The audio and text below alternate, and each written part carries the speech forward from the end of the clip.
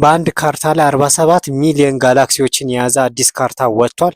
ይህ አጽናፈ ዓለማችንን በ3ዲ ማየት እንድንችል የሚያደርግ ካርታ ነው። ከላይ እንደምታዩት እያንዳንዷ ዶት ኮከብ ሳትሆን ጋላክሲ ናት። በዚህ ጋላክሲ ውስጥ ደግሞ ብዙ ቢሊዮንና ትሪሊዮን ከዋክብትን በውስጡ ይይዛል ማለት ነው። እያንዳንዳቸው የምታዩቸው እንዳለ ጋላክሲዎች ናቸው። አጠቃላይ 47 ሚሊዮን ጋላክሲዎችን እንቅስቃሴያቸውን፣ ርቀታቸውና ሜጀር በማድረግ በዚህ ማፕ ላይ ተቀምጠዋል።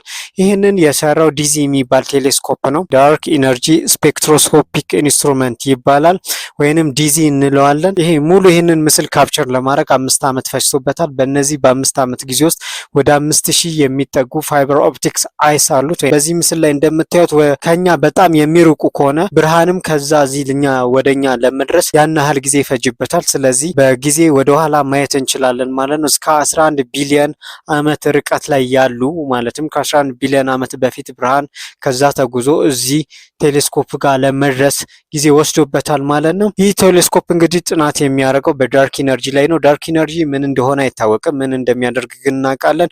ዳርክ ኢነርጂ በቀጥታ አይታይም ወይም አይታወቅም፣ ነገር ግን የግራቪቲ ተቃራኒ ስራን የሚሰራ ነው። በጋላክሲ ክላስተሮች መካከል ያለውን ስፔስ በመለጠጥ ላይ ያለና ከላቸው ያለውን ርቀት በማስፋት ላይ ያለ ኢነርጂ ነው። ስለዚህ ይህ ኢነርጂ እንዴት ነው እየጨመረ ነው? ፍጥነቱ እየቀነሰ ነው? ሲቀጥል ደግሞ ስርጭቱና አቅጣጫው ምን ይመስላል የሚለውን ለመመለስ ነው የቴሌስኮፕ የተገነባው። ይህንንም ማወቃችን አጽናፈ ዓለማችን ዩኒቨርሳችን መጨረሻውን ለማወቅ በቀላሉ እንችላለን ማለት ነው። ሳይንሳዊ ነገር የሚመቻችሁ ከሆነ ላይክ፣ ፎሎ፣ ሼር ማድረግ እንዳይረሳ። አመሰግናለሁ።